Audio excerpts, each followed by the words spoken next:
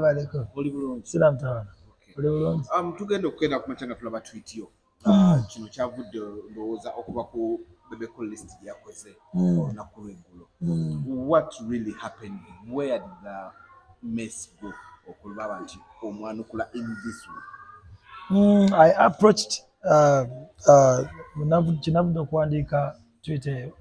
Nasinzidde mu biti bibiri. Ng'omuyimbi ali mu business Bebecool gy'alimu, muyimbi munnaffe, ate ng'omuwagizi wa Bebecool. Ng'omuwagizi wa Bebecool kansookerawo. Ng'omuwagizi wa Bebecool asussizza okubeera nga buli mwaka ayimba Bebecool list. Ffe takyatufiirako ddala abawagizi be. Abamu twajja ne mu industry muno nga tuzze lwakuba ye tumwagala, tubyagadde byakola. Atugambe nti anyuse omuziki azzemu ebyo, oba atugambe nti ali mu muziki. Ova kutogamba nti no Bebecool list luyimba. Kubanga buli mwaka kyalina kati kyabeera akola. Last year, takyali ku music. Mbadde nsaba abawagizi ba Bebecool, bawagizi bannange abamuwagira tubeere open eri omuyimbi waffe tumugambe nga bw'ayagala okukola ebyo. Kuba ebyo tebyetaaga bingi. Okutula butuuzi mu kati n'owandiika n'olowooza nga bw'olowoozeza n'obiwandiika. Naye ebya music byo bya bwongo bya maanyi byakuteekamu maanyi. Akikole nga bwe yakikola nga kwa yakikolako dda. Akikola atuwe music. Omanda okola list we tutunulira former President Barack Obama every after half of the year ne end of the year akola list. Akuwa playlist y'ennyimba ze. Takuwa nnyimba zisinze kukola mwaka. Si bwagamba. Nga nange bwe nyinza ovaawo ne ŋŋamba waliwo akayimba akanyumira ak'omuyimbi nago. Nze n'ennyimba ezisinga okunnyumira ezimu ba temuzimanyi.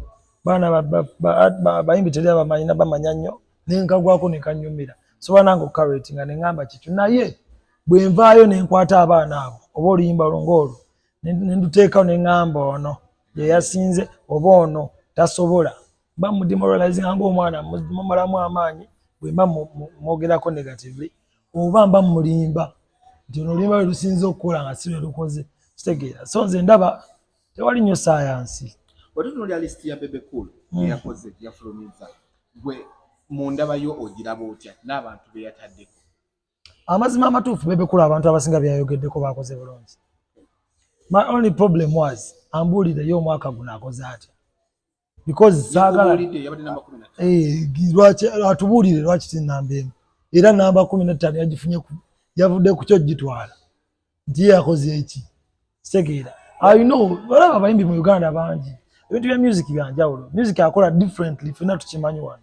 Waliwo oluyimba oluyinza okukuba ennyo ku TikTok ate mainstream ne lutakuba. Oluyimba olusolobera bintu byanjawulo. Kati nga omuyimbi munnaffe amanyi obulumi abayimbi be bayitamu okukola music.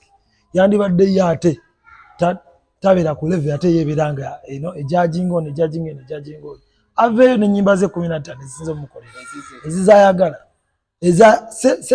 Yakyayabotinga era ayogeza obuyinza bungi omukulu we wava ku TV. Agamba nze kino kyadewe kiti ate tayogera ng'agamba nti kike. Bebecool alina abawagizi bangi. Kikuluma okubanga ayogeza obuyinza bungi. Ati ayogera on behalf of others ate nga tabeebuuzizzaako.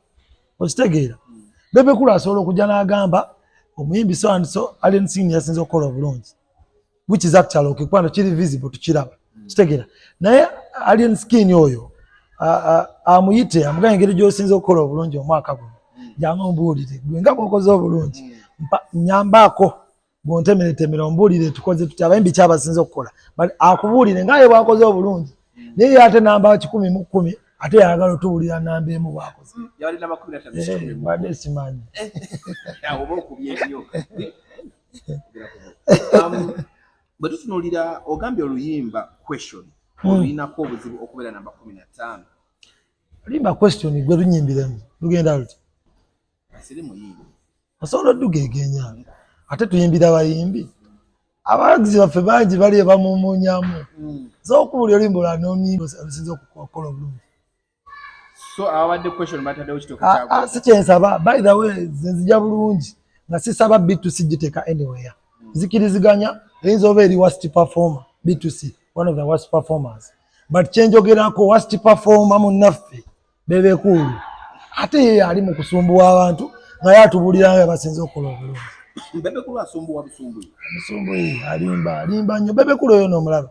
Bobi Wine yatugamba kedde mabega tugamba Bebecool oyo temutwala serious naye Bebecool toyinza mwewala butamutwala serious oba oli awo ate ekisinga okusumbua gwe mulabeko ku interview oba singa abikolera ku Twitter n'abeereyo abina ku interview n'alimba ekintu yajja ku mpewo ku TV n'agamba mbu Burna Boy bu manager wa Burna Boy buno gundi we bu Munnayuganda buye manager wa Burna Boy tamanyi nedduku yayogeza obuyinza nga mulaba nti omwana just backup wengo Burna Boy agenze UK gundi yandi actually Munnayuganda alina Munnayuganda akola sina backup akola ku gundi ku production Burna Boy omuntu akola ku stage akola ku stage akola performance production stage akola byagenda okola ku Burna Boy na Uganda ne twaliyo otupose naliyo ku Burna Boy twa meeting agayo oyo kitegera naye gayo oyo gwagamba tamumanyi ne bwafuna opportunity to rate mu kamera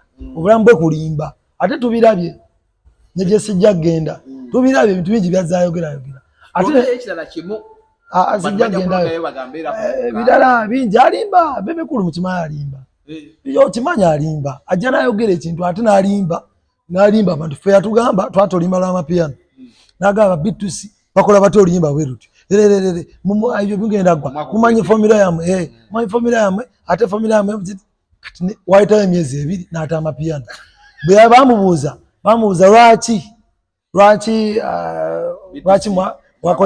wakoze nagamba yalukoze wa business so Bebecool tuli mu music industry kunyumirwa mbunyumiza oba naffe tuli mu business ebintu byeyogera ogenda kunoonera abantu bangi kubanga oyonoonya abantu bangi mu industry bebe okanze oyogedde ebintu bingi ebintu ebijjako abantu he has the biggest following I agree one of the biggest artists I respect Bebecool big time gugambe nze ndi fani we top kitegeera naye Bebecool ye buli lwayogera tayogera bintu ng'alekayo side egamba nti kisoboka oba nga kiri ye kyayogera kiba kyekyo ate bafans be bakitwala kitegeera we share almost the same fans mu Uganda waneeno kitegeera we share the same fans fe tuzza abayimbi bawangizi ba Bebecool Camille ne Bobi Wine balina abawagizi babatema betugabanako ffenna kizibu omuntu okujja ng'alina ababe tebali kwabo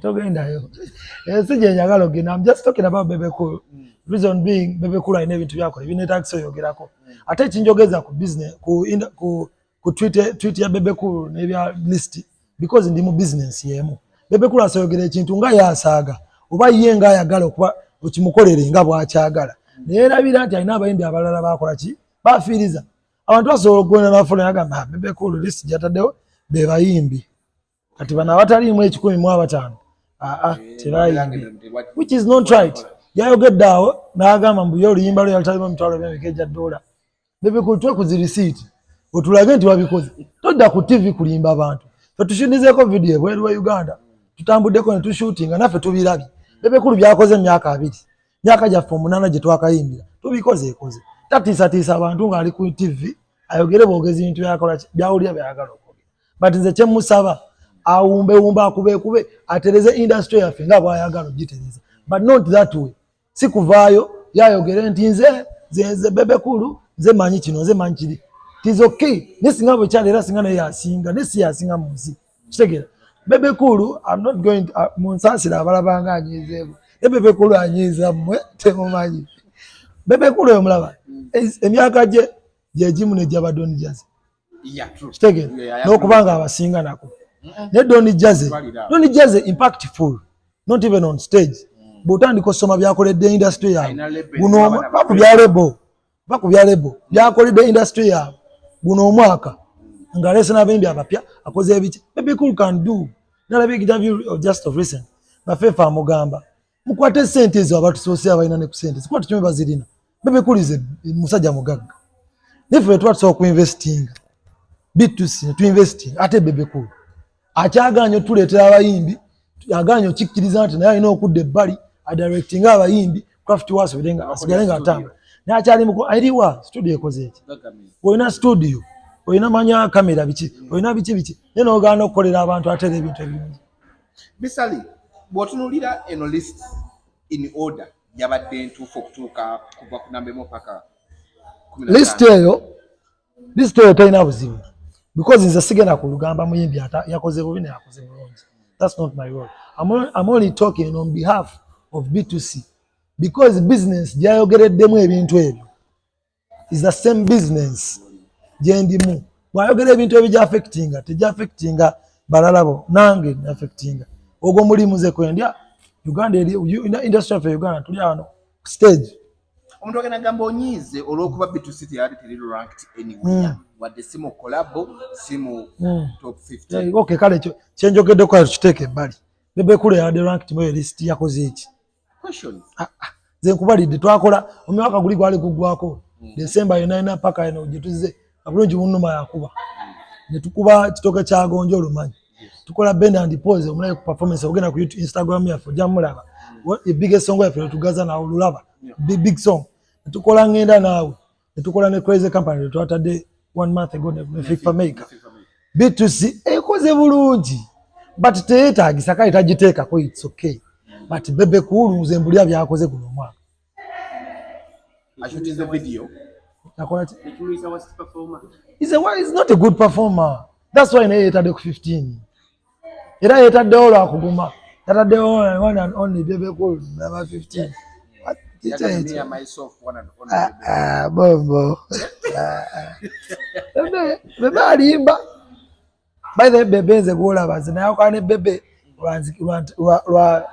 Bobby Dash is Bebecool's biggest fan. He have more than 24/7. There's a sikkiriziganya. Nacho na Bebe. You guys had a song. You know bimanyi. Tutwako lulima ne Bebecool. Twakalukola. Waita ina kusatu wana yakola biche wana yogera biche. Obuchiba esiwe batandiki. Nalo ne rufa. Limbe twademera na pesene za fobwana. But that's not the thing. Because napete twamusabira afune bintu ebyo yamutukako. Napete the chat answer. Chuma twakola na yoli yimba. Bebecool stands one of the biggest and the best artists in Uganda. Ekyo tekirina buzibu era ebya music is not questionable at all. Nkyali ku luyimba olwo lwe mwakola sibalabangako nga muperforming oluyimba. Oluyimba olwo lukola tuli performinga but not so much but terwafuna bulungi budde because ebiseera ebyo Bebecool tewali bali bamuzanya ku TV bali tebamuzanya buli kimu asi birungi yalina obuzibu awo ne politics ebyo. Should Bebecool still go on with releasing the list oba abyesonyiwe?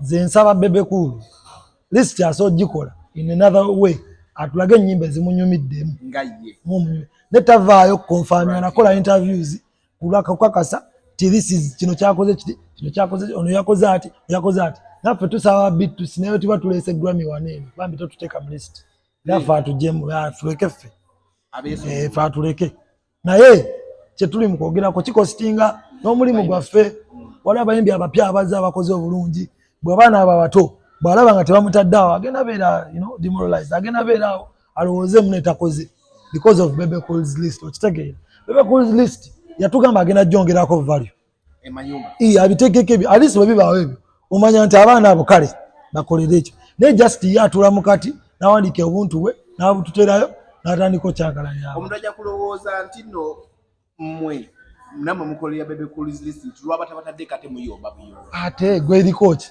akuwamu sente taliyo tekuliko awadi tekuliko kiki kyekiriwo.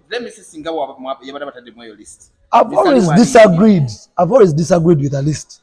Si bwe mulundi gwange gusoose okwogera ku list lwakuba nti saakiwa budde bungi buli naye sikikkiriziganya nakyo ne bwe tubaddeko ebbanga lyonna muzanye list gyasoose okola gye tutaliiko naye tubaddeko naye ekituufu kiri nti si kituufu Bebecool akyusemu Obama bwakikola avaayo n'ennyimba playlist ye era bagamba zino ennyimba Obama zasinze owuliriza kitegeera ne Bebecool tugamba alina akakiiko ka Bebecool list mukatuula ne kaanalaizinga ne kakola biki atutereko sente atereko ebintu kale tufune ebyo naye ali awo mwana bebe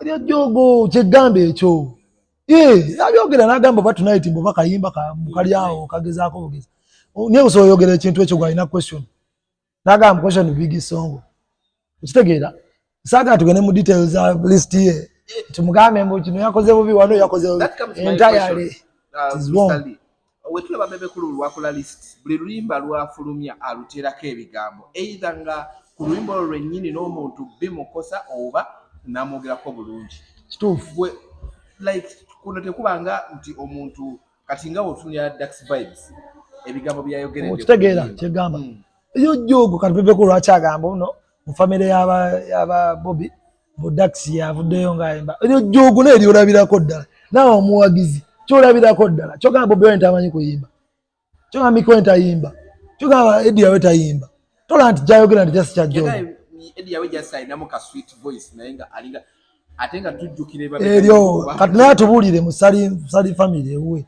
abaani baliwa kale kati tugambe Hendrix yamanyi oyimba bwe tuba tugamba no it's not right I'm not munsonyi banne abalabanga agize but it's not right Bebecool akole list ebigambo byateekako tubiwulira biki naye akole list agambe nti zize ennyimba 15 zempuliriza nga nze tujja kitwala easy netavaayo nakola interviews najja gamba Mayambu ye is a legendary manya ayina experience nene ayina right of speech it is okay but everyone has a right of speech that's why I'm talking to you guys right now but right of speech was misusing oba okoze eki oba okoze ensobi agenda kutta abaana nze nkugambe Bebecool has all the funds okwata ku muyimbi omupya eyayimbye waliwo abaana abapya abazze guno omwaka bangi omukwatako n'agamba ono nga yeetaagamu funds kitegeere I was nodding about interview omwana bamuyita Aronex he's a good guy ali ku TikTok ng'agamba obuzibu bwalina kati yeetaaga funds